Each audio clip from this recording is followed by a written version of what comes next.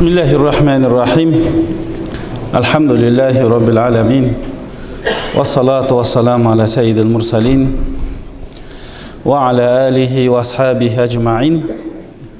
En alğaç yaratkan Allah subhanahu wa ta'alaga çeksiz maqtoolor bolsun. Süýüktүү paygambarыбыз sallallahu aleyhi ve sellem'ga Allah Taala'nın üzgültüksüz salavat salamdары bolsun. Allah'ın жалгыздыгына iman keltirip Peygamberimiz sallallahu aleyhi ve sellem'nin sünneti menen yaşagan sizlerge dagı daima Allah Taala'nın üzgültüksüz rahmeti, merimi, hidayatı, nuru, adal rızkısı, berekesi bola versin. Hurmatlı musulman bir tuğanlar, mına bugünkü cuma günüňizler kutlu bolsun.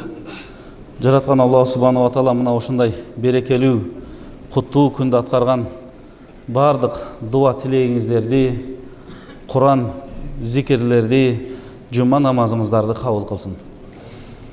Allah Taala bizge iki nerseni beriptir.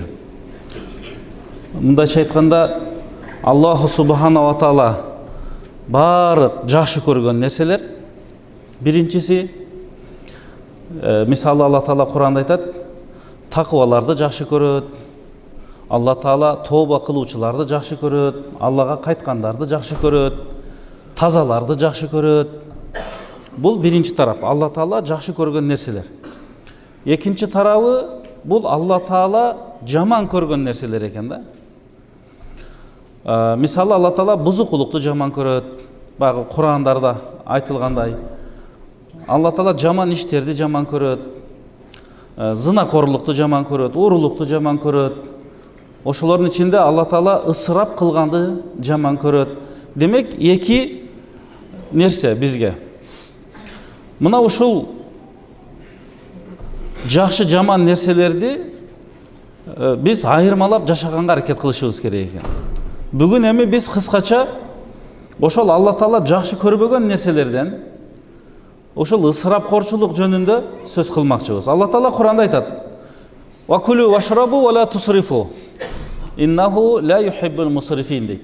İçkile, jegile, birok ısrap kılbagıla deyt. Ankeni Allah subhanahu wa taala ısrap kıluvçulardı жаман көрөt deyt. Şontan Peygamberimiz öz sözünde mınday deyt: "Kulu wa tasaddaqu walbisu fi gayri israfin ve mahilatin."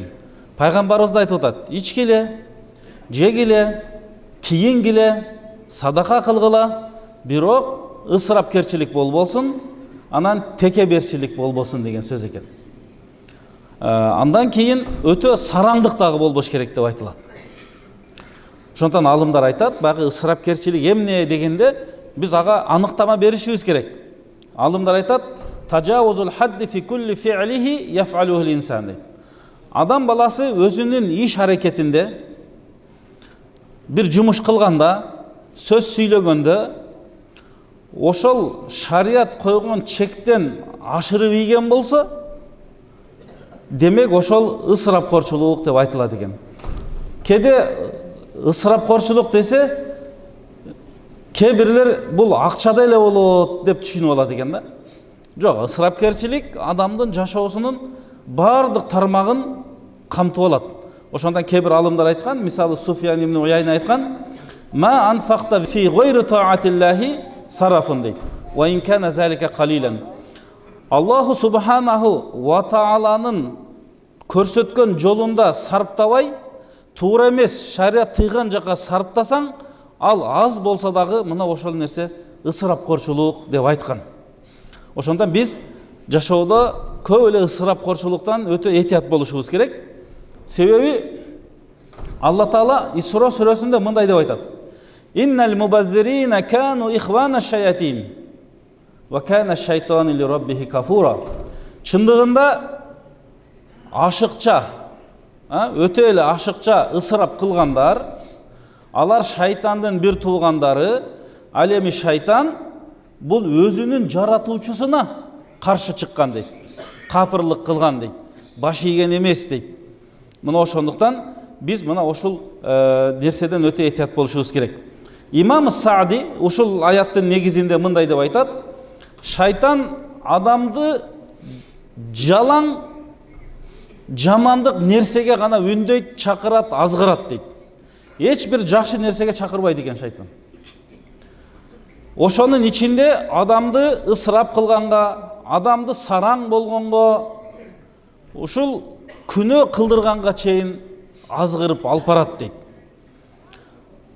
Биз мына ошол шайтандын жаман торуна илинип калбашыбыз керек. Ошондон Аллах субханаху ва таала кийинки аяттарда өзүнүн чыныгы мен мусулманмын, жана жашоодо көп ысырап кылбай, көп эле сарандык кылбай, орто иштеткендерге аларды мактап мындай деп атат. Валлазина иза анфaqu лам юсрифу ва лам яктуру ва кана байна залика кавама дейт.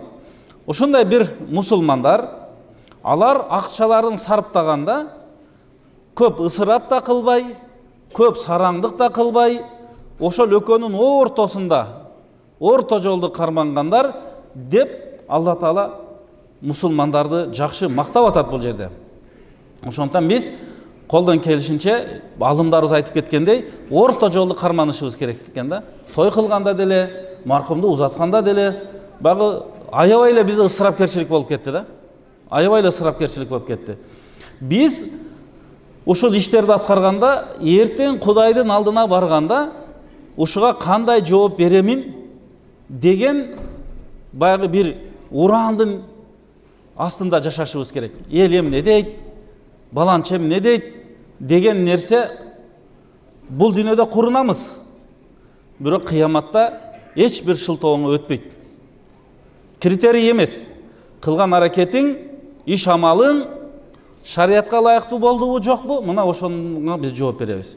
Ошондон пайгамбарыбыз Хаулата Ансария деген сахаба аял, мен пайгамбарыбыздан ушул айтканын уктум дейт. Инна риджалан ятахаввадуна фи малиллахи бигайрил хак фалахумун нару яумал кияма дейт. Ушундай бир эркек адамдар болот. Алар Алланын берген нимат акчасын арамга аралаштырат, арамга сарптайт, ысырап кылат, бирок кыяматта алар тозокко гана татыктуу болуп калат ушул кылган иши үчүн дейт. Мына ошондуктан биз колдон келишинче эмне кылышыбыз керек экен? Этият болушубуз керек. Ысырап дегенде бир эле акча эмес. Мына Куранда келет, Алла Таала айтат: "Ва инна фирауна лаалин фил арди ва иннаху ла минал мусрифин." Ошол Муса пайгамбар болуп жиберип, фараонду демеге чакырган, динге чакырган, Алланын жалгыздыгына чакырган, сени да мени да баарыбызды жараткан Алла десе, Фираун эмне кылып атат? Жер бетинде текеберлик кылып, ысырапкорлордон болду дейт. Ал мен Кудаймын деди. Ана роббукумул а'ла деди. Мен силердин эң чоң кудайыңар мен деди. Кааласам өлтүрүп коем, кааласам тирилтип коем деп чектен чыгып кетти дейт. Ошол чектен чыккандыгы үчүн бул ысырап кылды, өзүнүн нафсына ысырап кылды. Шариаттагы көрсөткөн нерсеге каршы чыкты. Бул дагы ысырапкорчулук деп эсептелинет экен. Андан кийин барыбыз билебиз Аллах субханаху ва таала аны кандай жазалаганын. Ошондуктан биз бул дүйнөдө убактылуу гана жашайбыз. Төбөлүктүү жашообуз Кудай буйрса аркы дүйнөдө Аллах субханаху ва тааланын аяттарына ыйман келтирип, эгер ката иш кылып койгон болсок, пендечилик кылып, тооба кылып жашаганга аракет кылышыбыз керек. Анткени Алла Таала бул аятта айтат: "Ва казалика наджзи ман асрафа ва лам ю'мин би аяти раббихи вал азабул ахирати ашадду ва абqa." Эми ким ушундай чектен чыккан ысырапкорчулуктарды кылган болсо, андан кийин Алла Тааланын аяттарына ишенбесе, аларды четке какса, алар үчүн акыреттин азабы катуу болот дейт. Катуу болот. Андан кийинки аятта Алла Таала айтат, бул Гафир сүрөсүндө келет: "Ва аннал мусрифина хум асхабун нар." Ушул эле сыпаттар Алла Тааланын аятына ишенбегендер, өтө ысырап кылгандар, алар тозоктун ээси болот деген сөз. Мына ошондуктан биз колдон келишинче баягы ысырапкорчулук дегенде эле жаман көрө бербеңиздер. Баягы шарияттагы айткан эрежеге ылайыктаганга колдон келишинче биз аракет кылышыбыз керек. Керек болсо адам ибадат кылбай, арам иштерди кылгандыгы нафсыны өзү ысырап кылган деп эсептелине берет экен. Ошондон бул жерде Куранда айтат: Kul ya ibadiyellezine asrafu ala anfusihim la taqnatu min rahmetillah innallaha yaghfiruz zunuba cemi'a innahu huvel gafurur rahim. Бұл аяттың мәнісі о өздерінің жандарына ысырап қылған пенделер. Қантып өзінің нафсыны өзі ысырап қылды. Намаз оқы десе оқывады, ораза қарма десе қармавады, туғандық мәмілені бекемде десе бекемдебеді. Біреулерді ғибат қылды, ушақ қылды. Ушынтып адам өзінің жанына зұлымдық қылып ысырап қылады екен. Силер Алла Тааланын рахматынан үмітіңерді үзбөгіле дейді.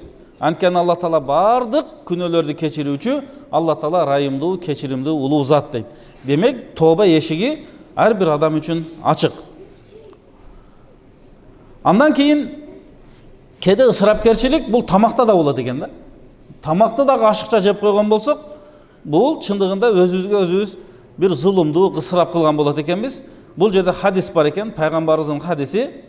Пайгамбарыбыз айтат: "Ма мала адамиюн ви'ан шарран мин батнихи." Адам баласынын толтурган эң жаман идиши бул анын ашказаны дейт экен.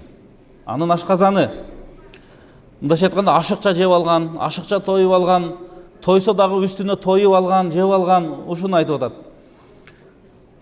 Bi hasab ni adama ukalatun yuqibna sulbahu. Адам баласы ошол басканга, турганга, жумуш кылганга, жакшы пикир жүргүзгөнгө ылайыктуу жеген болсо, ошол жетиштүү дейт. Андан да ашыкча жегиси келсе, анда ашказанды 3-кө бөлүсүн дейт пайгамбарыбыз. 3-төн бири тамакка, 3-төн бири суусундукка, 3-төн бири дем алгандага калыш керек дейт да. Мына ошондуктан Анас ибн Малик риваят кылган пайгамбарыбыздын хадисинде келеткен: "Инна минас сарафи ан таакула кулла маштахай." Ысырапкорчулук деп эсептелет. Ар бир каалаган нерсеңди эле жей берсең, ал дагы ысырапкорчулукка кирип калышы мүмкүн деген пайгамбарыбыздын айткан сөзү бар экен. Демек, башка бир хадисте буну ан Аби Барзата Аслами радиаллаху анху риваят кылат: "Ла тазула кадама абдин яумал кияма хатта юсал." Кыяматта эсеп китеп берип жаткан учурда, багы найза боюндай күн алып келинет, ар бир адамдар амалдарына жараша турат, эсеп китеп берет, суроолорго жооп бериш керек. Ошол учурда адамдын кадамы бир кадамда жылбайт, ушул төмөнкү нерселерге жооп бермейинчи дейт. Ошолордун биринчиси ан умрин фима афнаху. Суралат экен, Алла Таала берген өмүрдү кайсы жака сарптадың дейт экен. Жакшы жакабы, жаман жакабы, пайдалуу жакабы, пайдасыз жакабы. Демек, Алла Тааланын бизге берген жаны, Алланын бизге берген жашоосу, бизге берген өмүрү биздин колубуздагы аманат нерсе экен. Аманат нерсе экен. Аны эми арак ичип алып кыйнаган болсок, аманатка кыянаттык кылган болот экенбиз. Шариатта арам деген ойношнук, зынага барган болсо, нафска зулумдук болот экен. Ал арам деп эсептелинет экен. Андан башка да ушуга окшогон нерселер бар.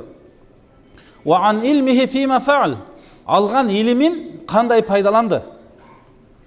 Башка бирөөлөргө бердиби жокпу? Илимди эмне максатта алды? Мактануу үчүнбү? Бийлик, байлык, мансап үчүнбү? Же чыныгып пайгамбардын мурасколу болуп элге таратайын деген максаттабы? Бул жөнүндө дагы жооп берет. Үчүнчүсү мин айна иктасабаху ва ан малихи дейт. Мин айна иктасабаху ва фима анфакаху. Андан кийин Алла Таала берген рызкы, акчасы жөнүндө суралат. Кайдан тапты, кайсыл жака сарптады. Мына ушул бир алым айткан экен, мына ушул суроолорго жооп бергенге даярсыңарбы деген экен. Же силердин жообуңар даярбы дейт экен. Сөзсүз сурала турган нерселер. Ошондуктан биз кээ бир маселелерге багы кайдыгер карабайлы. Имам ал-Куртуби жанагы ичкиле, жегиле, андан кийин ысырап кылбагыла деген аяттарды чечмелеп атып, ал дагы айтат экен, ысырапкорчулук деп эсептелинет, тоюп турсаң деле үстүнө дагы тамак жей берсең дейт. Анткени тойгондун үстүнө дагы жей берген, анын үстүнө дагы жей берген тыюу салынган деп айтат. Ал эми Лукман болсо өзүнүн баласына осият берип атып айткан экен: "Ла таакул шаб'ан фаука шаб'i." тойып тұрған болсаң үстіне қайра жебегін дейді. А бізде кейде той бергенде тойға болсаң бірінші, екінші, үшінші, бешінші, алтыншыға чейін тамақ келе береді да. Бәлкім мына ошол ысыраптыр. Уақыттың ысырабы бірінші ал жерде. Қанша сағаттап. Екінші тамақтың ысырабы. Аны жейби желіме өзі бір тамақменен эле адам тоет негизи. Ошо ашказандын 3төн 1 ошол эле жетиштүү, биринчиси эле. Анан экинчи, үчүнчү, төртүнчү бәлки бул ысырап болуп атат. Ошондон бул нерсеге дагы көңүл буралы. Баланча мындай бериптир, уят болуптур деген нерседен сиздер ошо коркпоңуздар. Кудайдын алдында кандай жооп берем дегенден коркуш керек. Биз ошону ойлонушубуз керек. Куру намыска алдыруунун кереги жок. Мына маркумду узатканда эмне деген ысырапкорчулуктар болуп атат. Ооруп калса дарылайын десе акча таппайт. Өлгөндөн кийин сойгонго жылкы табылат. Катар жылкылар табылып кетет, союлуп кетет, башка болуп кетет. Ошон тирүү кезинде жардамдашып туруп дарылап койсок жакшы болбойт беле? Мына ошондон бул нерсеге да эске алып коелу. Куранда келет экен: "Сумма ла тусалунна яума изин анин наим." Аллах субхана ва таала силерге берген наим, рызкы, сый, ниматы жөнүндө эртең силер сураласыңар дейт. Бул Такасур сүрөсүндө келет. Ошондо алымдарыбыз айтат, Алла Таала эки нерседен сурайт дейт. Алла Таала сурай турган наим, сый эки нерседен турат дейт. Биринчиси наун ухиза мин хиллихи ва сурифа фи хаққихи. Биринчи түрү акчаны адалдан табып, максаттуу сарптасаң, ошонан дагы сураласың. Балки ошого туура болсо сооп аласың. Анын аркасынан бейишке киресиң. Экинчиси акча табылды туура эмес жактан, сарпталды максатсыз, туура эмес жака. Анан ошонун дагы сураласың. Мына экөө тең нимат. Ошондон адалдан тапканга биз өтө аракет кылышыбыз керек.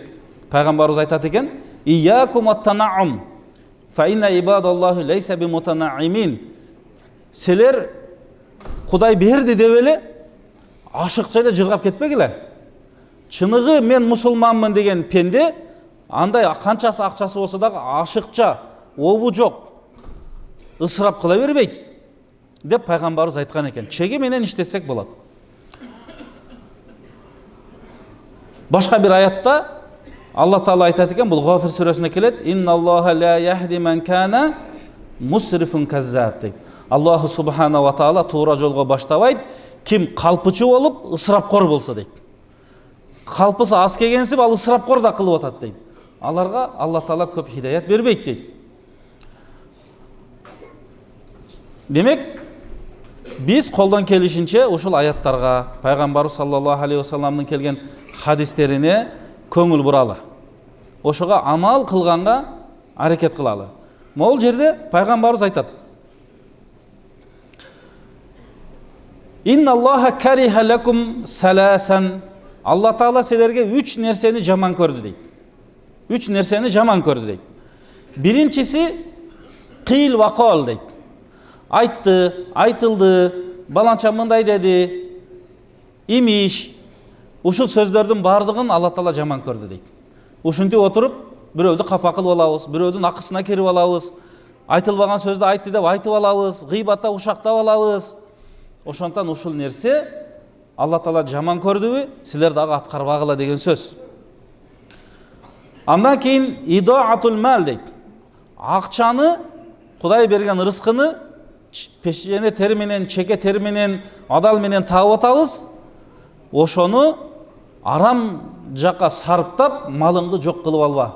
Же болсо адалга болсо дагы ысырап кылып салба деген мани. Үчүнчүсү касрату суал дейт.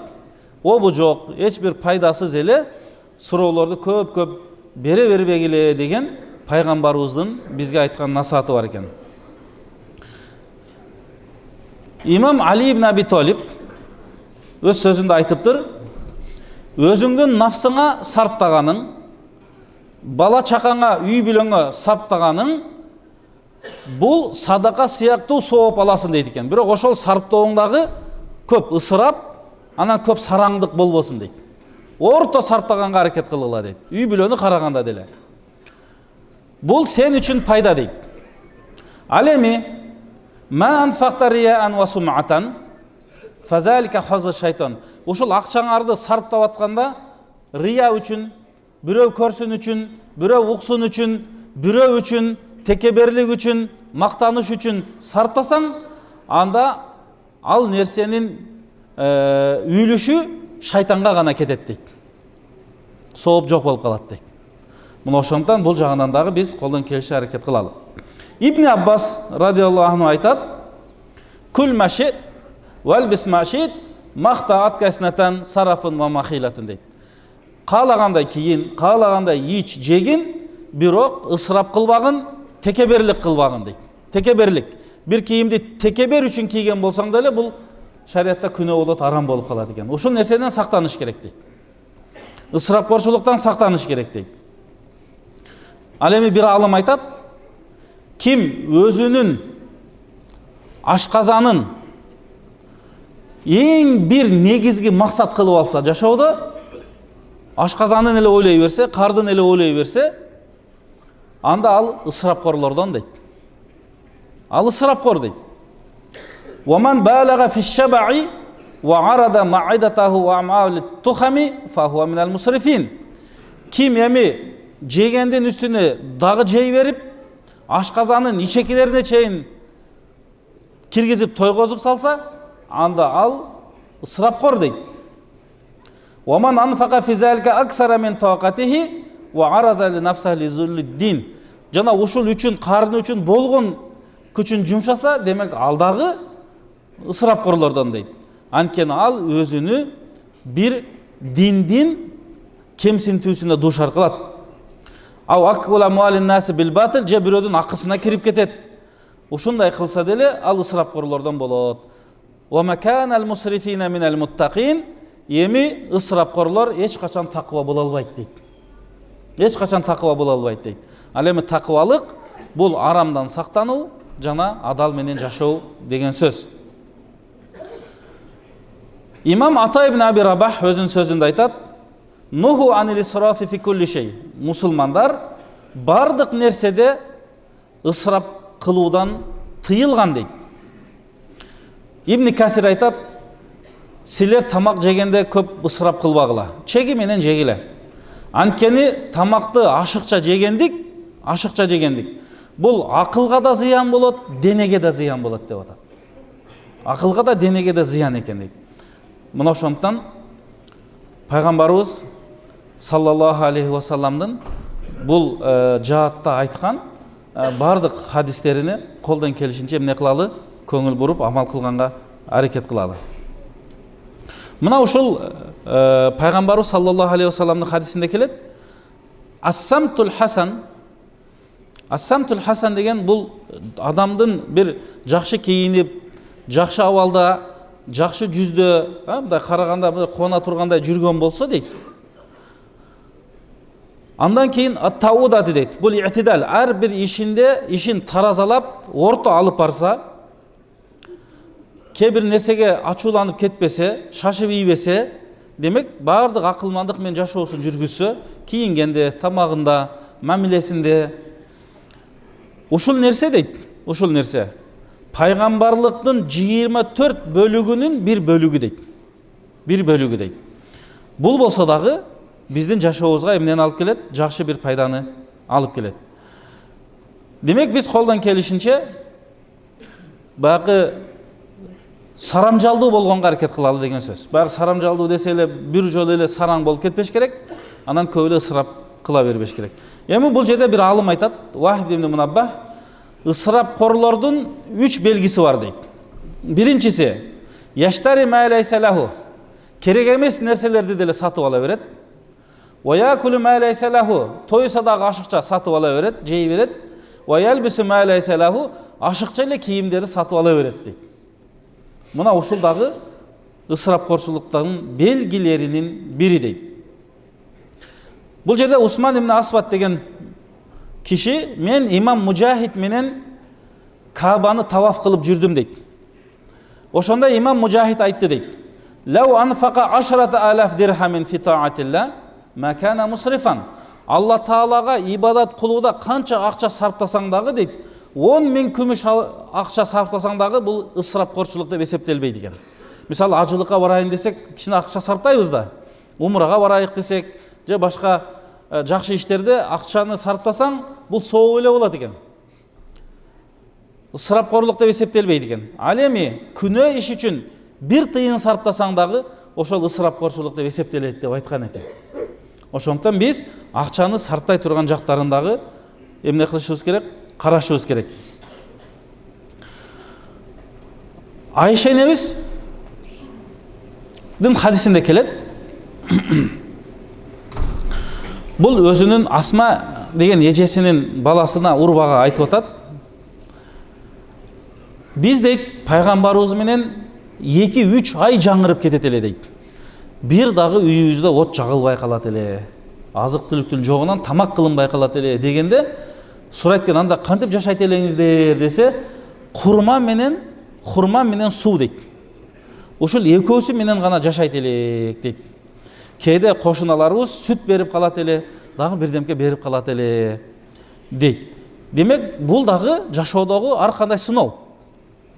Анан ушундай болуп калдык деп эле же ысырап кылып, же бирөөдүн акысына кирип, же уурдап, же башка кылган шариятта арам деп эсептелинет.